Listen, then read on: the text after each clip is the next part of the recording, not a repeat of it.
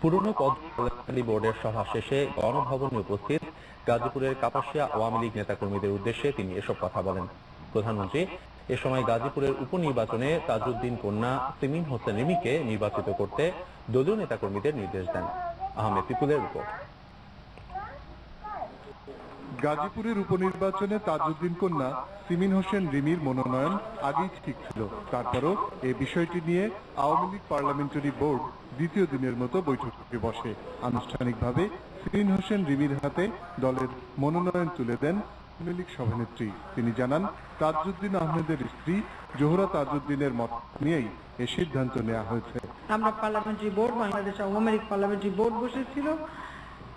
Parliamentary board বসে সিদ্ধান্ত নিয়েছি আমরা যে আমরা আমাদের প্রয়াত নেতা শহীদ তাজউদ্দিন আহমেদ সাহেবের কন্যা সিমিন হোসেন রিমিকে আমরা মনোনয়ন দিয়েছি। এখানে আপনাদেরকে আমি এটুকু অনুরোধ করব যে সকলে মিলে কাজ করতে হবে যাতে করে তাজউদ্দিন সাহেবের স্মৃতিরা এই সিট যেন আমরা রাখতে পারি। প্রধানমন্ত্রী এ সময় মন্ত্রিসভা ও সংসদ সদস্য পদ থেকে সোহেল তাজের পদত্যাগের কারণ ব্যাখ্যা করেন। সোহেল তাজ পদত্যাগ করেছে তার পারিবারিক সমস্যার কারণেই মূলত এই ঘটনাটা ঘটেছে। এটা আর কেউ না আমি জানি। কাজেই আপনারা একসময় তার জন্য কাজ করেছেন, তাকে জয়ী করেছেন, তাকে আমরা মন্ত্রীও করেছিলাম। যাই হোক, সে থাকতে পারেনি। সিমিন ইলেকশন করবে। দলের পক্ষে এই উপনির্বাচন পরিচালনার দায়িত্ব পাওয়া উপদেষ্টা পরিষদ সদস্য তোফায়েল আহমেদ আওয়ামী লীগকে জয়যুক্ত করতে দলের সবাইকে ঐক্যবদ্ধভাবে কাজ করার আহ্বান জানান। সেই সাথে তিনি বলেন, বিএনপি এই নির্বাচন অংশগ্রহণ করলে খুশি হবে আওয়ামী লীগ। সিমিন হোসেন রিমি তার প্রতিক্রিয়ায় দলীয় সভানেত্রীর প্রতি কৃতজ্ঞতা প্রকাশ করে বলেন, জীবনের নতুন পথে পা বাড়িয়েছেন তিনি। সবার শুভকামনা প্রত্যাশা করে গাজীপুরের আওয়ামী লীগ নেতা কর্মীদের তার পক্ষে কাজ করার আহ্বান জানান।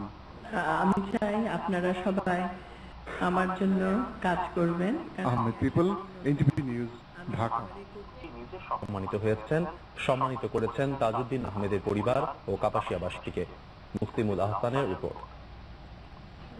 দীর্ঘদিন ধরে লেখনীর মাধ্যমে দেশের প্রচলিত রাজনীতির সমালোচনা করলেও আগামী মাসের উপনির্বাচনে আওয়ামী লীগের মনোনয়ন নিয়ে সরাসরি রাজনীতিতে আসছেন সিমিন হোসেন রিমি।